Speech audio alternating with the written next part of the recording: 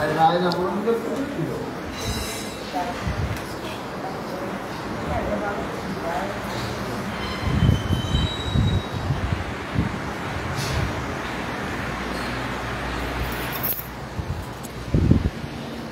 চৈতন্য চরিতামৃতে রায় রামানন্দ সংবাদের বিশেষ অধ্যায়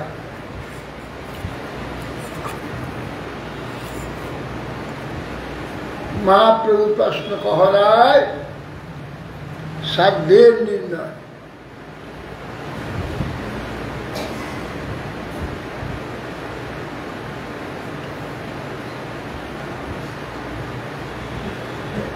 তো সাধ্যের নির্ণয়টা হইলে হইত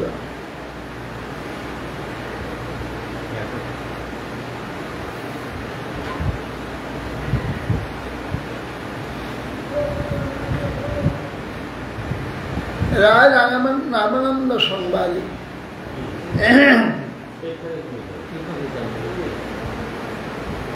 রায় রামানন্দ সংবাদে মহাপ্রভু একদম সাধকের আরম্ভ থেকে চূড়ান্ত পর্যন্ত স্বরূপ সিদ্ধি হয়ে ভগবত ধাম প্রাপ্তি পর্যন্ত সবটাই বলা হয়েছে এবং সেটা কি সুন্দরভাবে দার্শনিক তত্ত্বগুলোকে স্ফুট করেছেন। এইরকম অন্যত্র কোথাও দেখা যায় না। বাংলা ভাষায় কি গ্রন্থ প্রণয়ন করেছেন যাতে সমস্ত দার্শনিক গ্রন্থে চূড়ান্ত যেসব সিদ্ধান্ত তার মধ্যে সমস্ত কিছু দিয়ে দিয়েছে। এইরকম একটি গ্রন্থ বাংলা ভাষাতে এ পর্যন্ত মানে সিদ্ধান্ত গ্রন্থ পর্যন্ত হয়। বিশেষ করে এই চৈতন্য চরিতামৃতে কবিরাজ গোস্বামীর যে অবদান তা মানে চিন্তা করা যায় না। এমন একটি রত্ন তিনি দান করে গেছেন আমাদের, যেটা মানে চিন্তার অতীত। বাবাজি মহারাজের কাছে একজন জিজ্ঞাসা করেছিল যে রায় রামানন্দ সংবাদের অমুক জায়গাটা বুঝতে পারিনি, যদি বুঝিয়ে দেন।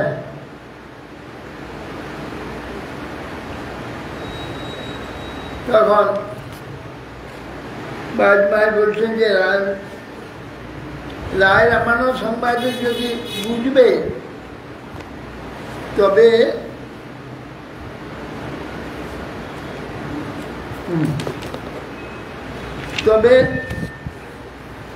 চৈতন্য চরিতামৃতকে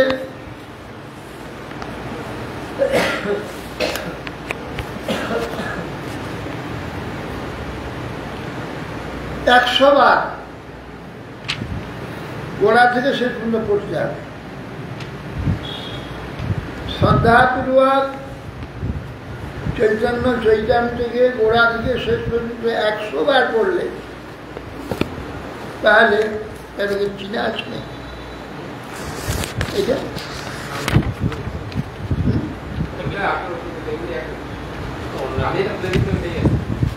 এইটাই তো 108 পড়লে তাহলে রায় রামানন্দ সংবাদটা বুঝতে পারেন কিরকম কথা। বাবাজি মহারাজ বললেন কেন মহাপ্রভুর আরম্ভ থেকে শেষ পর্যন্ত তার চরিত্রের জীবনী যেসব কথার অধিবেশন হয়েছে বিভিন্ন ভক্তের সঙ্গে, সেইগুলি না শুনে যদি রায়রামনা সংবাদের কথা শোনানো যায়, একটা কথা বলতে পারবে না। অতএব গোড়া থেকে শুনে আসতে হবে। ওইগুলি শুনে আইলে সে যে সব অধিবেশন হয়েছে, যে কথাগুলি আলোচনা হয়েছে, সেগুলি শোনা থাকলে তবে রায়রামন্ন সংবাদটা শোনা যাবে, বোঝা যাবে। তা না হলে মাঝখানে রায়রামন্ন সংবাদ শুনবো করে যদি একটা চ্যাপ্টার ধরে দেয়, কিছুই বুঝতে পারবে। রায়রামন্ন ভবানন্দ পট্টনায়কের পুত্র ছিলেন। 5 জন পুত্র ছিল। মহাপ্রভু বললেন যে তুই পাণ্ডু, তোমারই পঞ্চরত্ন। রায়রামন্ন আমার অভিন্ন হৃদয়, আর তুমি সাক্ষাৎ পাণ্ডু এবং তোমার স্ত্রী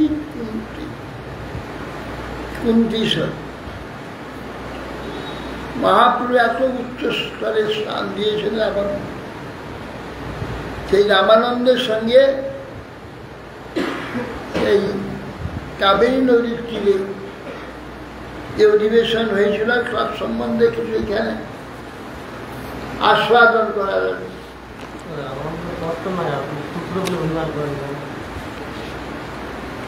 শুদ্ধই তো এত এরা পতিত ক্ষত্রিয়, মানে ক্ষত্রিয় যে উপন্ন সংস্কারটা ঠিক সময় নেই, সেই জন্য ব্রাত্য ক্ষত্রিয়। ব্রাত্য হলে ব্রাহ্মণ ব্রাত্য হইলে শুদ্ধ সংজ্ঞা হবে, ক্ষত্রিয় ব্রাত্য হইলে শুদ্ধ সংজ্ঞা হবে, বৈশ্য ব্রাত্য হইলে ক্ষত্র সংজ্ঞা। অতএব সেই জন্য পতিত সূত্র, ক্ষত্রিয় পতিত শুদ্ধ সংজ্ঞা। শুদ্ধ জাতি সূত্র না, শুদ্ধ সংজ্ঞা। বেদ সে উপন্ন সংস্কার সময় নেয়নি, ওই জাতি পতিত।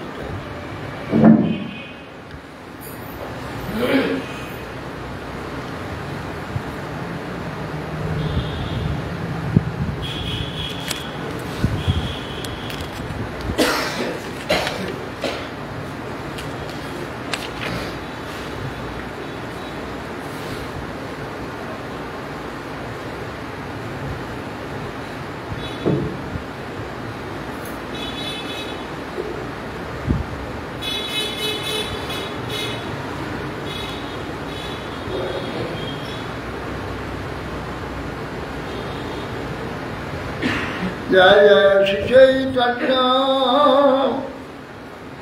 জয় নিত্যানন্দ, জয় দ্বৈতচন্দ্র, জয় গৌর ভক্তবৃন্দ। তোমার মুখে কৃষ্ণ কথা শুনিতে হয় মন, পুনরূপী পাই যেন তোমার দর্শন। রায় কয়ে আইলা যদি পামর শোধিতে, দর্শন মাত্রে শুদ্ধ নহে মোর দুষ্ট চিত্তে। দিন 5-7 রই করহ মার্জন, তবে শুদ্ধ হয় মন এই দুষ্ট মন। যদ্যপি বিচ্ছেদ হার সহল না যায়, তথাপি দণ্ডবধ করি চলিল রাম রায়। প্রভু যাই সেই বিপ্র ঘরে ভিক্ষা করিল, 2 জনার উৎকণ্ঠায় আসি সন্ধ্যা হইল। প্রভু স্নান সূত্র করি আসেন বসিয়া, এক ভৃত্য সঙ্গে রায় মিলিলা আসিয়া। রায় নমস্কার কইল, রায় প্রভু কইল আলিঙ্গন। দুইজনে কৃষ্ণ কথা কয় সেই স্থানে। মহাপ্রভুর সঙ্গে সাক্ষাৎ হওয়ার পর এক ব্রাহ্মণ মহাপ্রভু জয় রামানন্দকে নিমন্ত্রণ করলেন, মহাপ্রভুকে নিমন্ত্রণ করলেন। মহাপ্রভু তার সঙ্গে চলে গেলেন, বললেন, তোমার মুখে কৃষ্ণ কথা শুনতে আমার মন হয়, পুনরায় যেন তোমার দর্শন পাই। রায় বলছেন, এ পামরকে শোধন করবার জন্য যদি আপনি এসেছেন, দর্শন মাত্র শুদ্ধ নয়,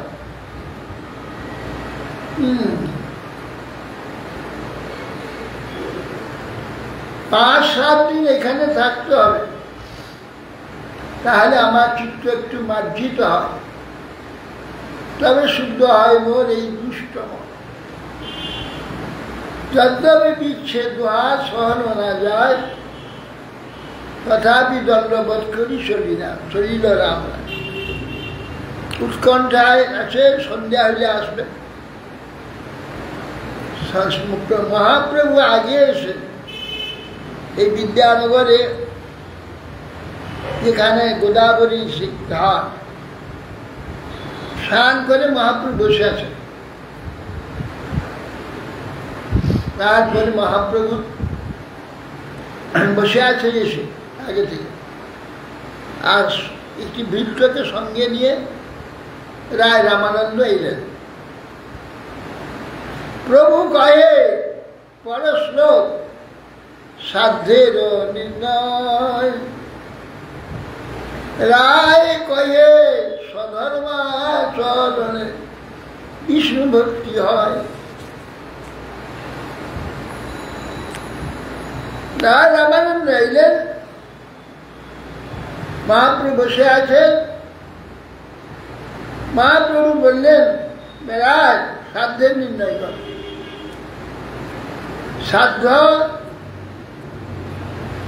সাধ্য যাহা সাধনার দ্বারা পাওয়া যায় তাকে বলা হয় সাধ্য। অর্থাৎ চেষ্টার দ্বারা, ইন্দ্রিয়ের দ্বারা যেসব কার্য সাধন করা হয়, সাধন দ্বারা যাহা প্রাপ্তি হয় তাহার নাম সাধ্য। তো আমরা যে ভগবান আমাদের এই যে 10টি ইন্দ্রিয় দিয়েছে,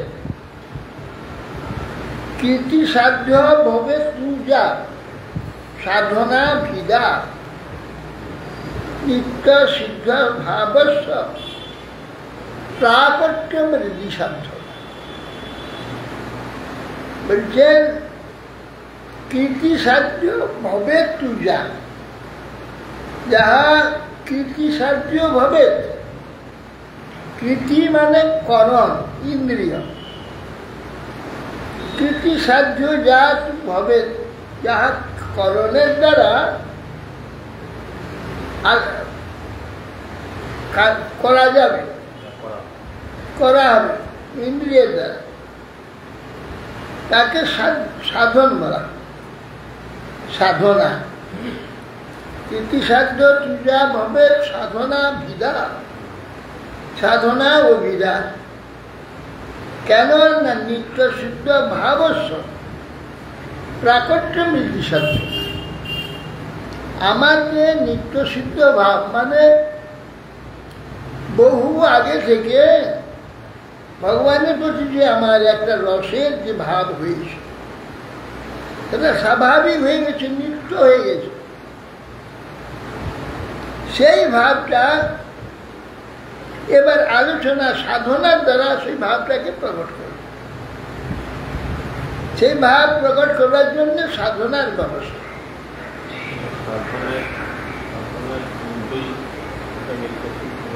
হ্যাঁ, বহুদিন ধরে আচরণ করে এসছিল, বহু জন্ম ধরে, সেইটা ক্রমশ পাকছে। সেটা আগে একটা সাধন হয়েছিল, এই জন্মে কি ওইটা হবে? বহু জন্ম ধরে। আর নিত্য তো সে তো নিত্য, তার মধ্যে ভাব তো নিত্য আছে, সব ভাব আমার মধ্যে নিত্য আছে। 12টা ভাব, যেহেতু আমি চেতন, আমার মধ্যে সব ভাবগুলো নিত্য আছে। সেই যে দ্বাদশ ভাব, সব ভাব আছে। এইটা প্রকট হল নির্দেশিত ভাব। ছাত্রদাস সক্ষম আশ্রম বলল, যেটা প্রকট হল সেটাই নিত্য। এই তো নিত্য সিদ্ধ ভাব, এইটা প্রকট হচ্ছে। এই হল ব্যাপার। নিত্য সিদ্ধ ভাব হচ্ছে প্রাকট্য বিধিসাধ। আমার নিত্য সিদ্ধ যে ভাব আছে, দ্বাদশ ভাবের যে কোনো একটা ভাব, সেইটা প্রকট হয়ে যাবে। আর নিজে সেইটাকে প্রকট করার জন্য নিজে সাধ্যতা।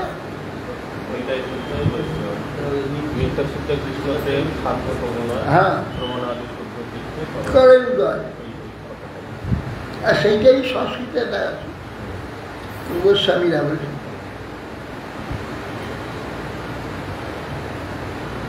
সেই জন্য বললেন রায় রামানন্দকে, বড় রায় সাধ্যের নির্ণয়। কেন আমরা সাধন করে এসেছি বহু জন্ম ধরে, সেই সাধনের কোনটা আমার সাধ্য, সাধ্যটা প্রকাশ করতে হবে। তখন সাধ্যের নির্ণয় করতে যখন রায় রামানন্দকে বললেন, তখন রায় রামানন্দ বলছে স্বধর্ম আচরণে বিষ্ণু ভক্তি হবে। কেন একথা বিষ্ণু পুরাণ বলেছে? বর্ণাশ্রম সারবতা পুরুষের পরঃপুমান, বিষ্ণুর আরাধ্যতে পন্থা নান্যত্ব সুকাল।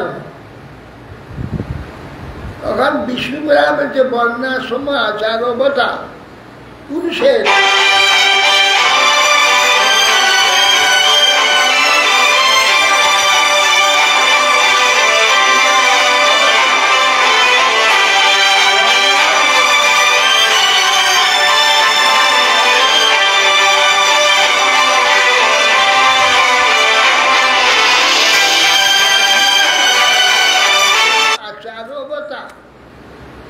আচারবান আচরণ করে,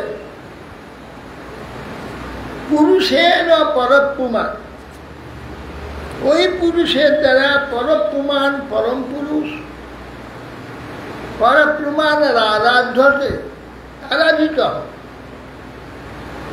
ওই পুরুষের দ্বারা পরম পুরুষ আরাধিত হন। বিষ্ণুর আরাধনার অন্য পন্থা নাই। বিষ্ণু আরাধনার বর্ণ আশ্রম পালন করতে হবে, তবে বিষ্ণু আরাধনা করার যোগ্যতা আসবে। তাহলে যোগ্যতা পাবে কোথা থেকে? বর্ণ ধর্ম নাই, আশ্রম ধর্ম নাই, কিছু জানে না, কিছু আচরণ করে না, কি করবে? বিষ্ণু আরাধনা কি সোজা কথা? একবারে মূল। বিষ্ণু আরাধনা কি করে? বিষ্ণু আরাধনা সেই জন্যে বিষ্ণুর আরাধ্যতে পন্থা না অন্য তোষকার না, ভগবানের তোষণে তাদের প্রসন্ন করাবার অন্য কোনো কারণ নেই।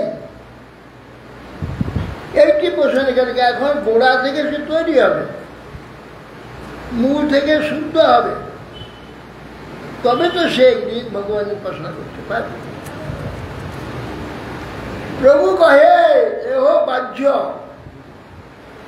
আগে কখন রায় কয়ে কৃষ্ণ কর্মার ফল সর্বসাধ্য সার। তখন প্রভু বলছে এটা বাইরে, এটা বাহ্য, বাইরের কথা,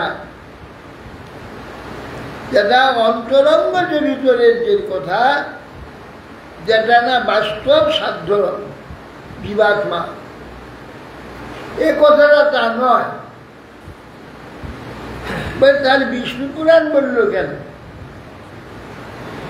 দেবে বিষ্ণুর আরাধ্যতে পন্থা নান্যতত্ত্ব কারণ বিষ্ণু আরাধনারই যে পন্থা বলে দিয়েছিল। তা বলছেন যে হ্যাঁ, এইটাই গোড়া বলেছেন ঠিকই, যে বিষ্ণু আরাধনাই একমাত্র বর্ণাশ্রমের লক্ষ্য। তাহলে তাকে তুমি কেন আগেই যাওয়ার জন্য কেন বলছে? বর্ণাশ্রম আচারাবতা বলেছে বিষ্ণুপুরা, বর্ণাশ্রম আচরণ গাইছে বর্ণাশ্রমী, বিষ্ণু আরাধনার তার একমাত্র পন্থা বলে দিয়েছে। কেন আগে নিতে বললেন মা? দোষটা কি? বিষ্ণু আরাধনা হচ্ছে, বিষ্ণু আরাধনা হলেই হল, বিষ্ণু আরাধনাটাই হচ্ছে একমাত্র চরম। এগিয়ে যে বলছেন কেন? বলছেন বিষ্ণু আরাধনা পন্থা ঠিকই, কিন্তু বিষ্ণু আরাধনা হতে হবে না। কেন? ওই যে বর্ণাশ্রম, বর্ণ এবং আশ্রম পালন করবে। বর্ণকার আত্মার বর্ণ আছে, আত্মার আশ্রম আছে, বর্ণ এইটা, এই দেহটা, দেহটারই বর্ণ, দেহটারই আশ্রম। বর্ণ আশ্রম পালন হচ্ছে এই দেহে, আত্মা নয়। তো বিষ্ণু ভক্তি কে লাভ করবে? দেহ লাভ করবে। তা মরা, এটা জড় দেহটা থেকেই বর্ণাশ্রম পালন করবে। বর্ণাশ্রম কার? চেতনের, আত্মার। এ কথার সঙ্গে আত্মার সম্বন্ধ কোথায়? বর্ণাশ্রম আচার। এই জড় দেহেরই ব্যাপার, বাহ্য, এও বাহ্য, বাহ্য বাইরেই যে শরীরটা, এই কথা আত্মার সঙ্গে সম্বন্ধ নেই। যতক্ষণ আত্মার সঙ্গে সম্বন্ধ না হচ্ছে সাধনের, তখন এটা গ্রাহ্য নয়। দেহের সঙ্গে সম্বন্ধ যতক্ষণ, আরাধনার কোন গ্রাহ্য এখানে নাই। প্রভু কহে এহ বাহ্য, আগে কহ, তাহলে কৃষ্ণে কর্মার্পণ সর্বসাধ্য সার। কৃষ্ণে কর্মার্পণ কেন না? বদ্ধ জীব যা কিছু করে আমি করছি এই অভিমানই করে। সে নিজে কর্তা হয়ে ভগবানের সেবা করছে। এই যে কর্তৃত্ব অভিমান, অহংকার, বাস্তবে জীব সে কোনো প্রকার তার করার অধিকার নেই, যোগ্যতা নেই। অতএব সেই জন্যে ভগবান বলেছেন যে কর্ম করার যোগ্যতাটা ভগবান দিয়েছেন। সেই যে আমাদের ইন্দ্রিয়গুলি দিয়েছেন, তার কার্য করার যোগ্যতা ভগবান দিয়েছেন। জীব কর্তা নয়, কর্তা ভগবান। কৃষ্ণে কর্মার্পণ,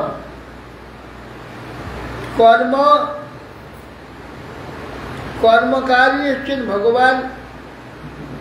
কৃষ্ণে কর্ম অর্পণ করছে। কৃষ্ণে কর্মার্পণ কি করে করবে? কৃষ্ণে যে কর্ম অর্পণ করতে যাবে, কৃষ্ণ হচ্ছে তিনি কর্তা তো এখানে একমাত্র ভগবান ছাড়া কর্তা কেউ নেই। তার জ্ঞানটা হয়নি, জানে না সে, তো সে কি করে ভগবানের কর্ম অর্পণ করবে? কৃষ্ণের কর্মার্পণ সাধ্য ঠিকই, কর্মটা কিভাবে অর্পণ করবে? যৎ করসি যদস্নাসি, তারপরে শ্লোক দিয়েছে, যৎ করসি যদস্নাসি যজ্জুহসি তদাস্নাসি যৎ তপস্যাসি কোনটা কৃষ্ণ করো মদর্পণ। ভগবান যে কর্মটা কিন্তু আমাকে দেবে বলেই দিয়েছে। কৃষ্ণ কর্মার্পণ সে রায় রামন বলে দিয়েছে। তিনি আলবাট্রার কথা বলেননি, তিনি শাস্ত্রে কোথায় গীতায় বলছেন কৃষ্ণ নিজে যৎ করসি যদস্নাসি যজ্জুহসি তদাস্নাসি। তো এগুলো কি করে ভগবানকে দেবে? কৃষ্ণের কর্মার্পণ।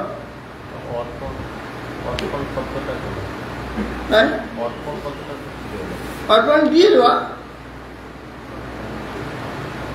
ভগবানের কর্মটা দিয়ে দেওয়া।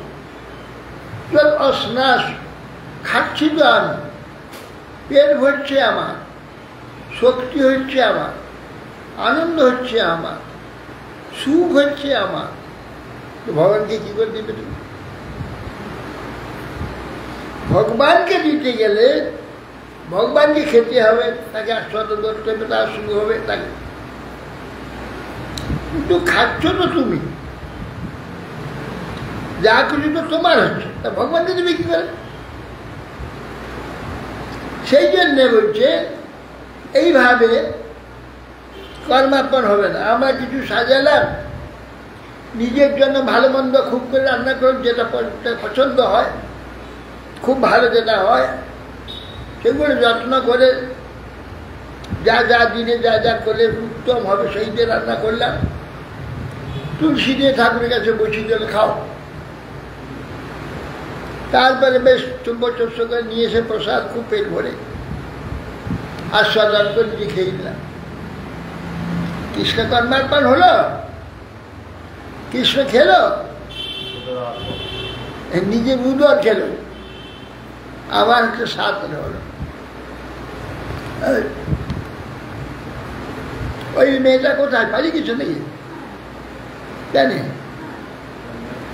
আচ্ছা, যেটা বানিয়েছিল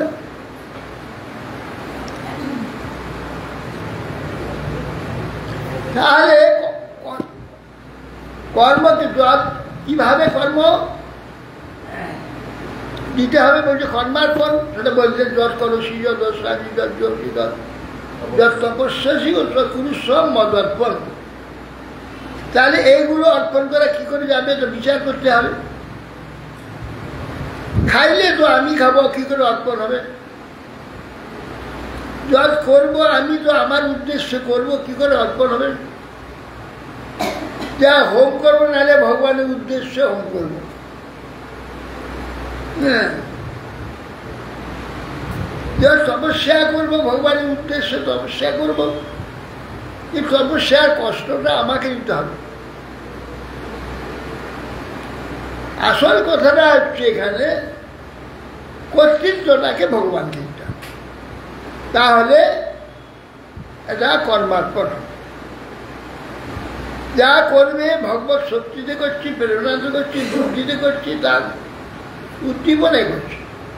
এটা প্রথমে এইটা স্থির হতে হবে, স্থির হতে হবে যে আমার বুদ্ধি, যোগ্যতা, সামর্থ্য, চিন্তা সব ভগবান, তার দ্বারা চালিত হয়ে আমি কর্ম করছি। এইটা প্রথম হবে, তবে কর্ম হবে, কর্মফল হবে। যা রসনাসি, যা ভোজন করছি এ সমস্ত বস্তু ভগবান। ঈশাবস্য ইদং সর্ব যৎকিঞ্চিৎ জগৎযাং যৎ তেন তৎকেন বুঝিদা। তার প্রসাদ খেয়ে বেঁচে থাকো, খবরটা কারো ধন দিও না, আমি খাচ্ছি আমার ধন বলে খেও না, তার বন্দি হবে, বলে দিয়েছে। অতএব সেই জন্যে যা করবে, যা খাবে, যা হোম করবে, যা দান করবে, যা তপস্যা করবে, সব কর্তৃত্ব ভগবানকে দিও, ভগবানের সামর্থ্যে এগুলো করছে। আগে এইটাই ভাবনা হবে, এই জ্ঞানটাকে প্রত্যক্ষ করবে, এইটাকে প্রতিষ্ঠিত করবে, তারপরে কর্ম হবে, তাহলে ভগবানের সমর্পণ হবে। হ্যাঁ, বর্ণাশ্রম চারবতা পুরুষের পরপ্রমাণ বিষ্ণুর আলো। বর্ণ এবং আশ্রমটা আচরণ কিভাবে করবে, এইভাবে। এই জন্য কি এইসব ভগবানের কর্তৃত্বটাকে মেনে নিতে হবে। প্রভু কহে এও বাহ্য, আগে কহ আর, রায় কহে স্বধর্ম ত্যাগ, এই সাধ্য সার। প্রভু বলছে হ্যাঁ, এই যে গীতাতে বলেছেন কৃষ্ণ, কথা সত্য, কিন্তু এগুলো বাইরে। আগে বলা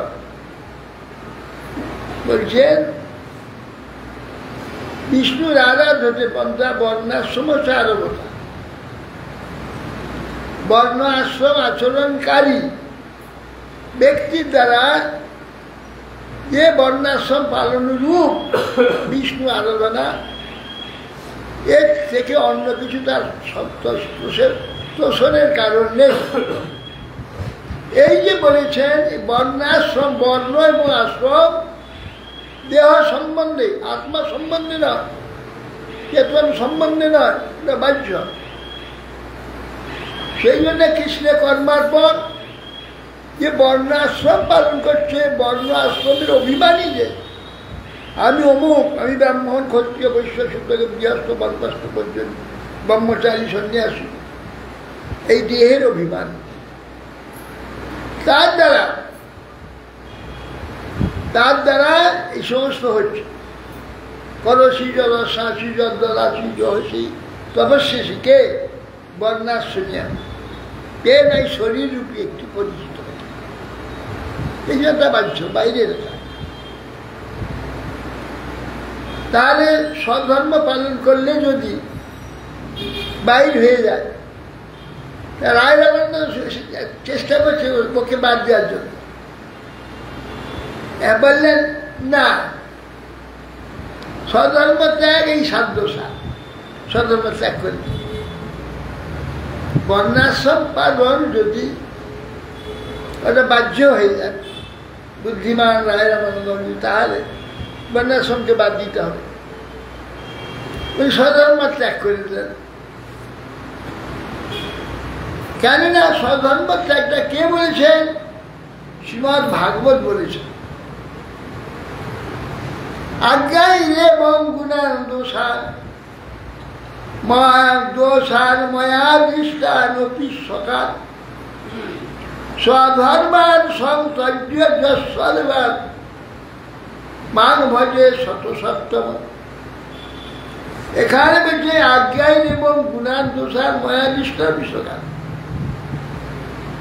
বলছে আমার আদেশের গুণ দোষ বিচার করবে, গুণ দোষ বিচার করে ধর্মের সমস্ত ধর্ম পরিত্যাগ করে যে আমার ভজনা করে সেই উত্তম। সর্বধর্মান পরিত্যাজ্য মামেকং সর্বং ব্রজ অহং ত্বাং সর্বদা পাপেভ্যো মোক্ষস্য মা শুচ। গীতাতে বলে দিয়েছে সর্বধর্মান পরিত্যাজ্য করতে। রায় রামানন্দ সেইটাই বললেন, ধর্মান পরিত্যাজ্য সর্বান মান ভজে শত সত্য। সমস্ত ধর্ম পরিত্যাগ করে যারা আমার ভজনা করে, গীতাতে ভগবান বলে দিয়েছে। গীতার শেষ কথা সর্বগুহ্যতমং ভূয় শুনিবে পরমং। গুহ্য, গুহ্যতর, গুহ্যতম, সর্বগুহ্যতম, 4 স্ট্যান্ডিং, 4 ধাপের করে। এত উপরে কথা।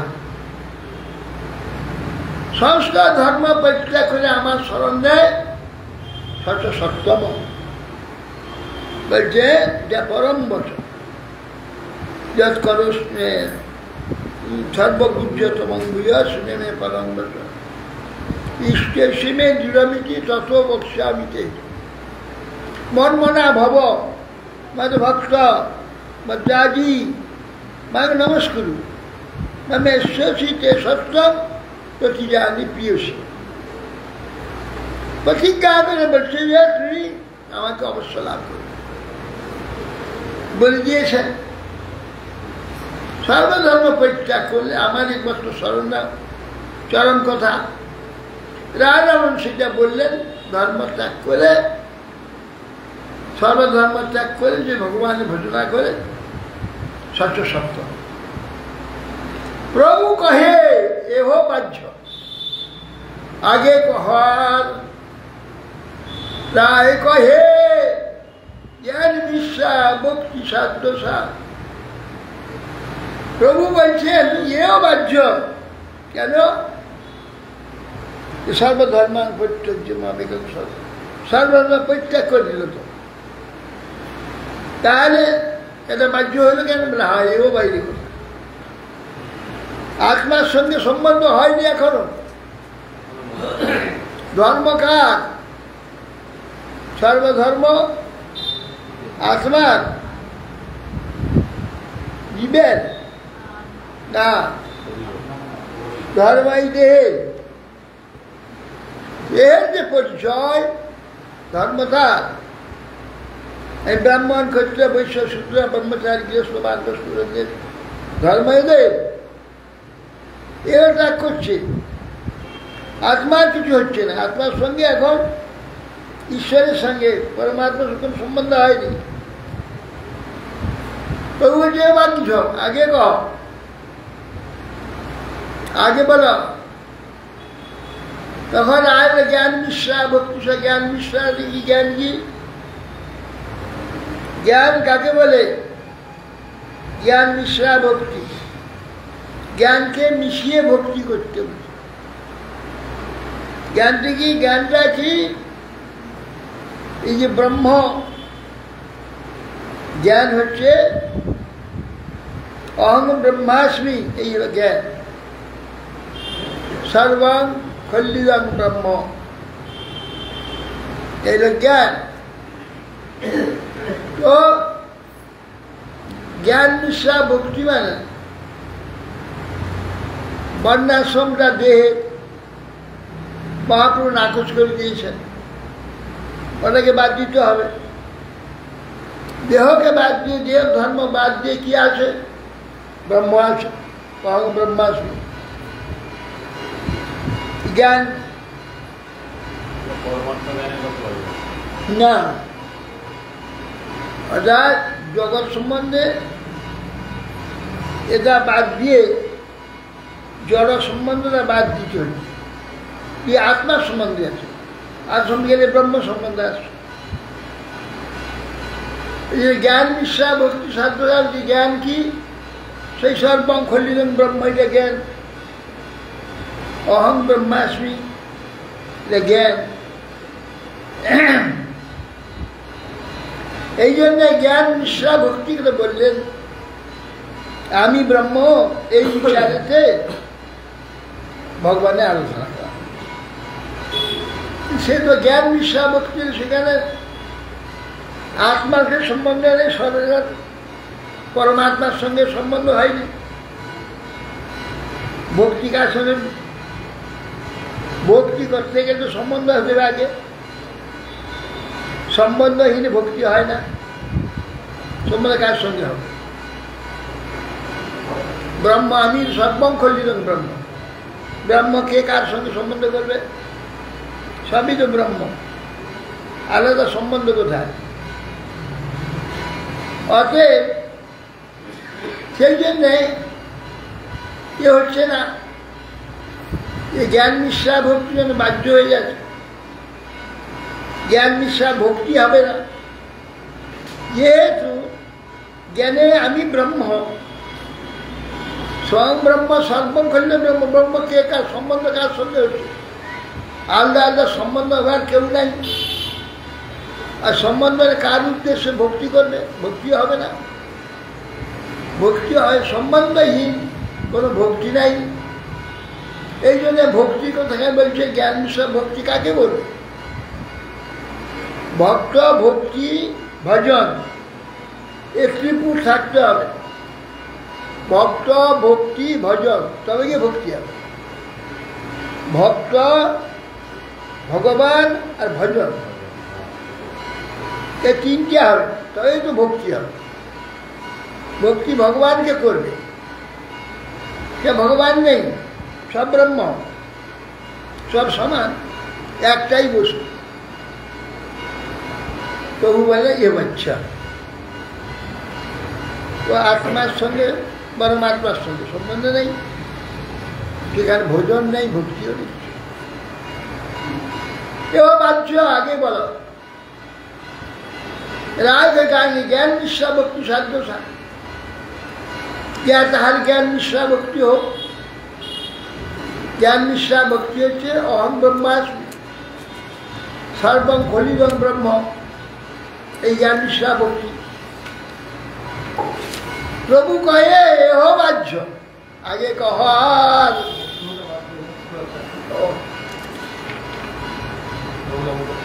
ব্রহ্মভূত প্রসন্নাত্মা নশোচতি লোকাংশতি সমাজ সর্বেষু ভূতেষু মধ্যে পরাম।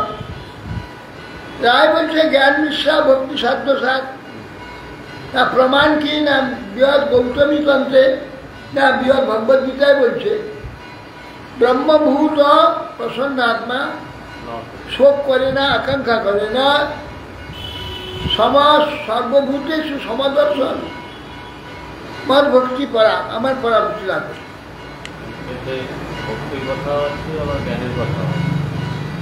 ব্রহ্মভূত প্রসন্নাত্মা, তিনি যে ব্রহ্মস্বরূপ সে নিজেকে দেখে দিয়েছে, শোক আকাঙ্ক্ষা নাই, প্রসন্ন হয়েছে। সমাজ সর্বেষু ভূতেষু, সমস্ত জীবেতে নিজের মতো সমস্ত জীবকে দেখে আমার পরামর্শী লাভ করছে। ব্রহ্মময় হয়ে গেছে সে। প্রভু কহে ও বাহ্য আগে কহা, একে বাহ্য করে দিলে। ব্রহ্মভূত প্রসন্নাত্মা সত্যি নকাংশতি, একে বললে এহ বাহ্য আগে বলো। ব্রহ্মভূত হয়েছে, তার আত্মা প্রসন্ন হয়েছে, না শোক করে না, আকাঙ্ক্ষা করে না, মত ভক্তি, সেই তো বলেছি যে ভক্তি লাভ করবে। ব্রহ্মভূত প্রসন্নাত্মা,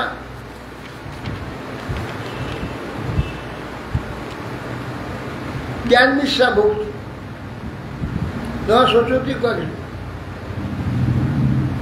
ব্রহ্মভূত প্রসন্নাত্মা, ব্রহ্মভূত মানে ব্রহ্ম ভাব প্রাপ্ত হয়ে গেছে,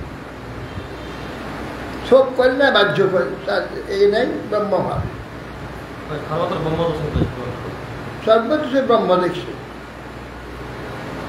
জ্ঞান ব্রহ্মভাব যুক্ত। তা বলছে এও বাহ্য, জ্ঞান মিশ্রা, জ্ঞানটা অর্জন কে করছে? জ্ঞান কার কাছ থেকে নিচ্ছে? যে জ্ঞান মিশ্রা ভক্তি, জ্ঞান সে বলছে অহং ব্রহ্মাস্মি। অহং সে কে? সে অহং যে ব্রহ্ম হয়ে আছে, অহং ব্রহ্মাস্মি বলছে। জ্ঞান শূন্য যে হবে, তখন সে নিজে যে আমি ব্রহ্ম এটা বলবে না। জ্ঞান শূন্য ভক্তিটা কিরকম হবে? জ্ঞান প্রয়াস মুদপাস্য নমন্ত্রৈব জীবন্তি সন্মুখরিতাং ভবনীয় কাবার্তাং স্থানে স্থিতা শ্রুতিভি শ্রুতিগতা তনুমাং বাং মনোভির্যে প্রায় অজিত অজিতত্ব শীতস্থিলুক্যান। কি বলছেন? জ্ঞান, এখানে বলছেন যে জ্ঞান ওটা বাইরে বলেছেন, জ্ঞান মিশ্রা বাইরে বলেছেন, এও বাধ্য হয় আগে বলতো। কেন বললেন? জ্ঞানের প্রয়াস পরিত্যাগ করে নমন্ত এবং জীবন্তী, এই জ্ঞান শূন্য বলে এটা বলছে। জ্ঞান শূন্য ভক্তিটা কেন বললেন? জ্ঞানে প্রয়াসম উদ উপাস্য নমন্ত এবং জীবন্তী। ইও কত সুখের দিকে যাচ্ছে, রায় রামানন্দ কোথায় কোন দিকে যাচ্ছে, কি বুদ্ধি!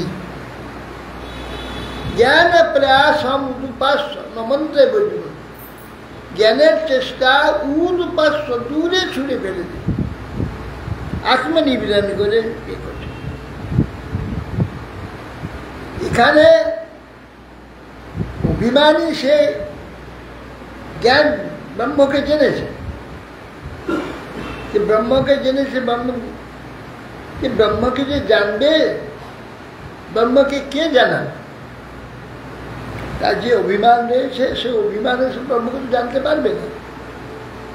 শরণাগত না হলে তো সেখান থেকে কোনো জ্ঞান আসবে না, শরণাগতি নাই। জ্ঞানে প্রয়াস মুদুপাস্য নমন্ত্রে বলি, জ্ঞানে নিজে জ্ঞানের চেষ্টা দূরে ফেলে দিয়ে নমন্ত্রে জীবনটি নমস্কার, নিজের যে অভিমান অহংকার আমি কিছুই জানি না, এই সমস্তটার চরণে দিয়ে নমন্ত্রে জীবনটি নমস্কার করে জীবন ধারণ করে।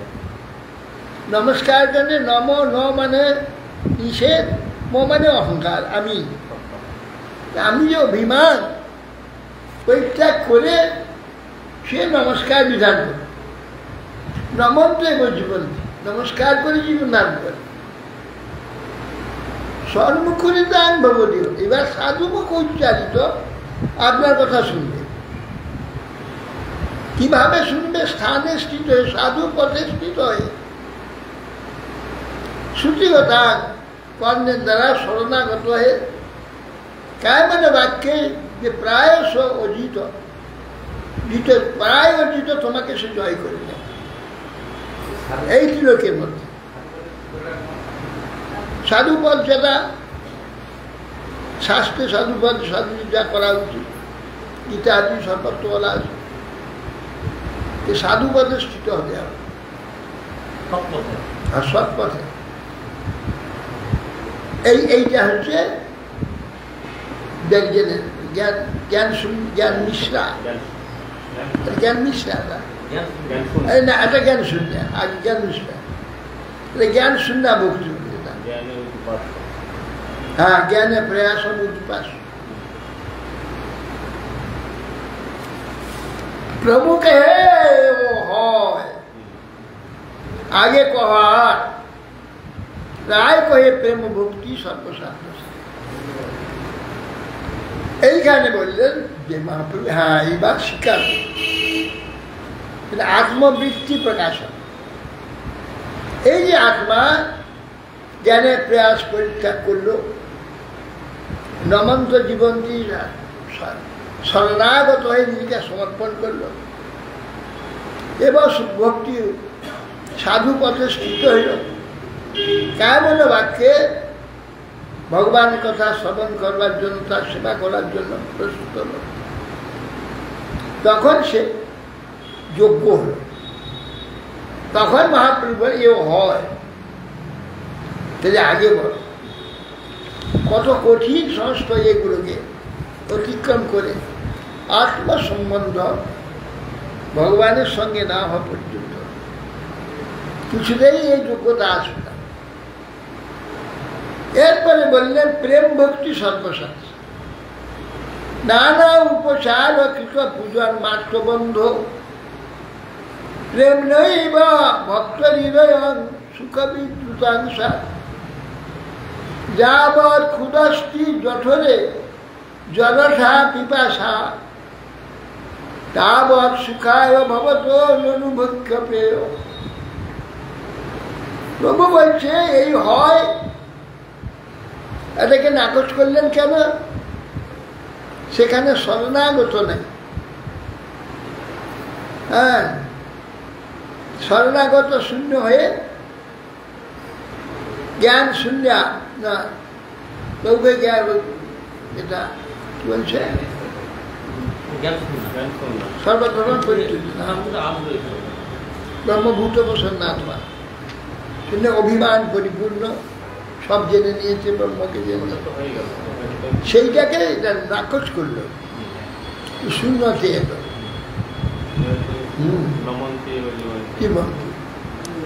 এইভাবে যখন এলো তখন প্রভু বললেন এটা হয়, এটাকে মেনে নেওয়া গেল।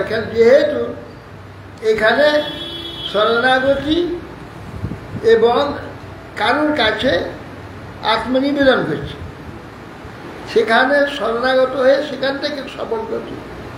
শাস্ত্র বলেছে শুনবা স্থানে স্থিতা সুতিয়া মনোমতি, হ্যাঁ, ভবদীয় বার্তা, আপনার সর্বমুখরিতা, সর্বমুখরিতাং ভবদীয় বার্তা, আপনার কথা সাধুমুখ উচ্চারিত, এখানে শুনতে হবে, তবে হবে।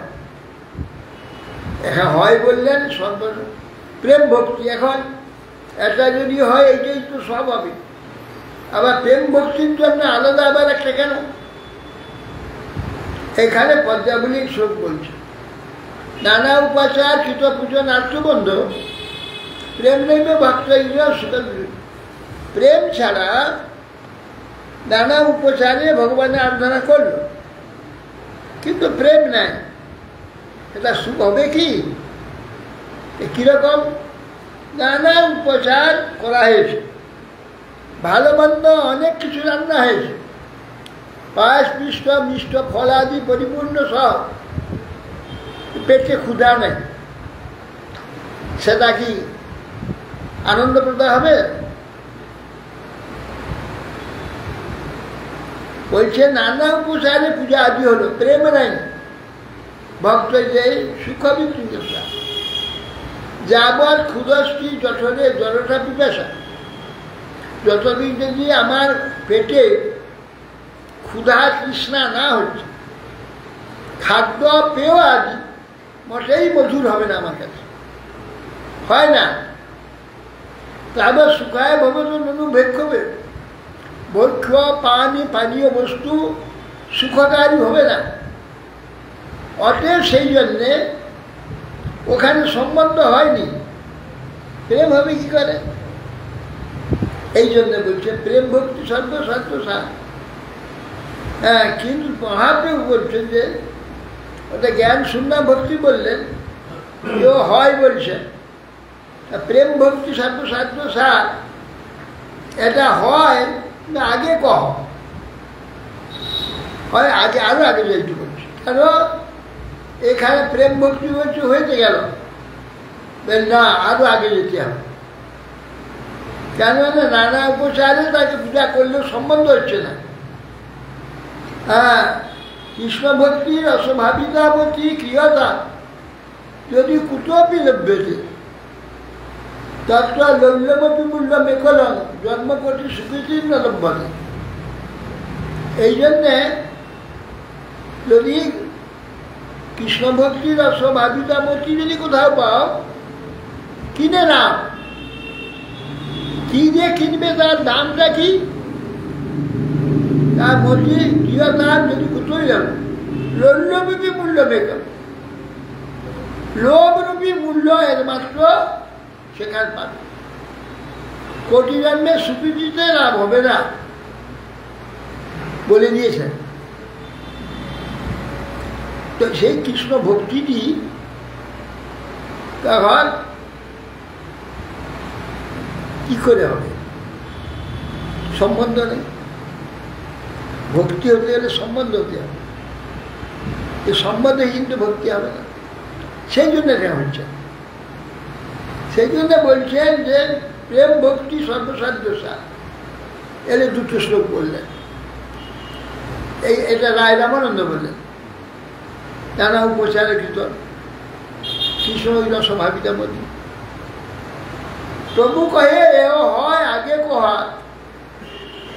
রায় কহে দাস্য প্রেম সর্বসাধ্য। হ্যাঁ, এই হলো প্রভু কহে দাস্য, এই সম্বন্ধ আরম্ভ। এখন থেকে প্রেমের কথা। হ্যাঁ, প্রেম হয়েছে কিন্তু সম্বন্ধ নাই, তো প্রেমের আস্বাদটা হবে কি করে? সম্বন্ধের উপরে প্রেম হবে। খাবার অনেক হয়েছে, দেখতে খুব ভালো লাগছে, কিন্তু পেটে ক্ষুধা নাই, সেই জন্য প্রেম, এই জন্য সেই দিকে যেতে যাচ্ছে। প্রভু বলছেন হ্যাঁ এটা হয়, একটু আগে বলো এটা যদি হলো, এটা যদি হলো তো ঠিক আছে, তো এইটাই নিয়ে থাকলেই তো হয়। আবার আগে দিয়ে যাচ্ছেন কেন? এইটা নিয়ে থাকলে হয় না, যেহেতু সম্বন্ধ নাই আনন্দ হবে না, কি হবে না। সম্বন্ধহীন প্রেম থাকবে না, প্রেমকে অবলম্বন থাকবে তো। প্রেমটা একটা সম্বন্ধ করে প্রেম হবে, সম্বন্ধহীন কি করে প্রেম হবে? সম্বন্ধ হোক, তারপরে তো প্রেমটা দাঁড়াবে। তাই তখন রায় রামানন্দ বললেন দাস্য প্রেম শাস্ত্র। এইবার প্রভু আমি দাস, দাস এবং প্রভুর মধ্যে এই যে প্রেম, অচ্ছেদ্য প্রেম নিত্য। এই জন্যে এই যে চরিতামৃতে কবিরাজ গোস্বামী মহাপ্রভু এই যে কত উচ্চ স্তরে, কত সূক্ষ্মাতি সূক্ষ্ম বিচার, এটা অন্যান্য সম্প্রদায় প্রেম শুনলে কি বুঝবে? প্রেমটা কি? এর মহাপ্রভুর ধর্মের মধ্যে না আসা পর্যন্ত প্রেম সম্পর্কে জানতে পারে। প্রেম প্রেম মুখে বলে প্রেম প্রেম সরিয়া হেন শূন্য গ্রন্থি অঞ্চলে মুখে প্রেম প্রেম, প্রেম হওয়া অত বড় কঠিন। প্রেম কত দূরে আছে, মহাপ্রভু কিভাবে নাকচ করে এগিয়ে যাচ্ছে। এই যে সূক্ষ্ম ভাবগুলো ওরা কঠিন জিনিস।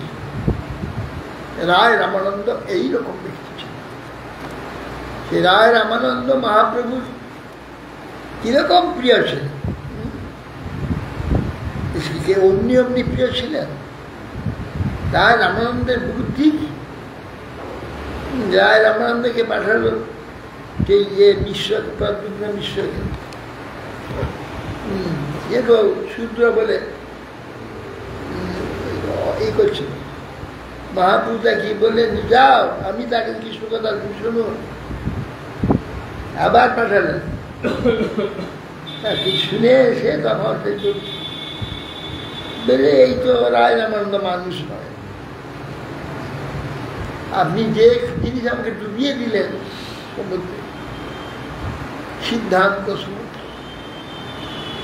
এসব জিনিস কত কিছু উচ্চ স্তরে। তবু যদি কানে ঢুকে থাকলেও একদিন কাজ দেবে, বুঝতে তো পারবে না, কিন্তু কানে ঢুকে থাকলেও কাজ হবে। তাই হরে কৃষ্ণ বঞ্চা গল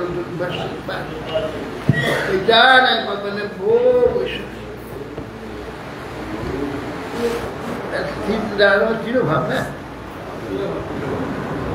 জানিল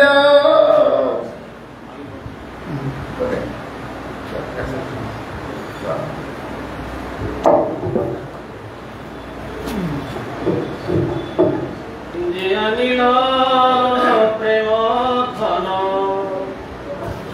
করুণা প্রচুর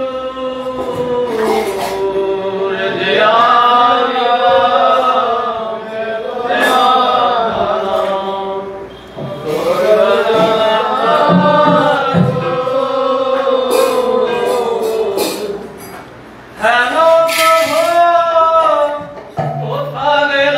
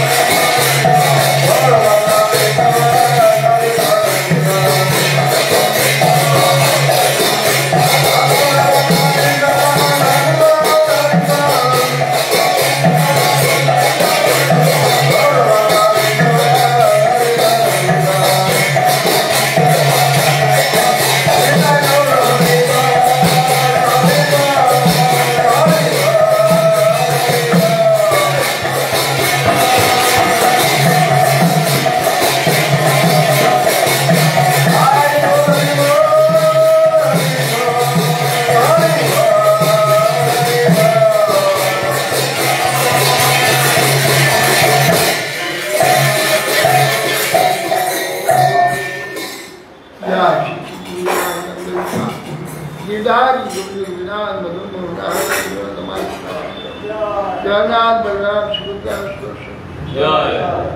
लीला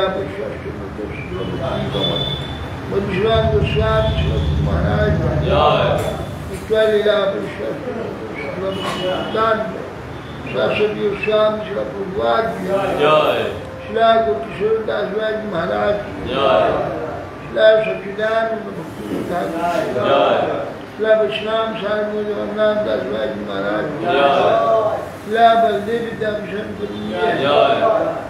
शिला विश्वनाथ चक्रवर्ती राज नत्तम समानंद सुंदराचार्य शिला कृष्णदास कविराज गोस्वामी शिला शब्दानंद गोस्वामी शिला राय रामानंद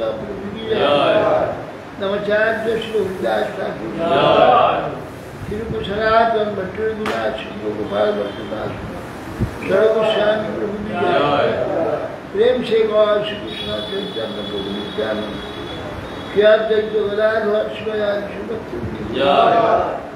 नवदीप धाम की सुधा मायापुर की जाए अगमराज श्री चैतन्य मठ की जाए सलामत की जाए गंगा सरस्वती की जाए भक्ति जन की तुलसी महाराज राधा कृष्ण गोकुल वृंदावन धाम की राधा कुंड श्याम कुंड जमुना की गोविंद गोपीनाथ मदन मोहन की त्यागी धाम की त्यागी संप्रदाय की इत्यादि आचार्य अनंत कोटि वैष्णव कृपान हरिनाम संकीर्तन श्रीमद् भागवतम महाराज श्री राय रामानंद प्रभु समागत भक्तवृंद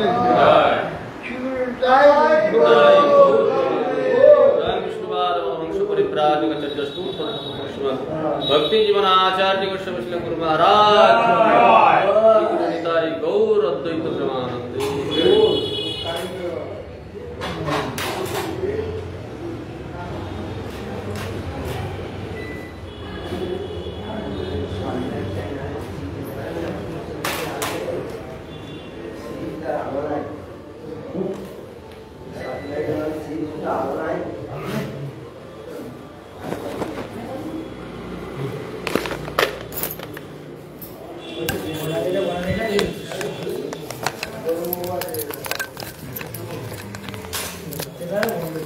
आज के गए जो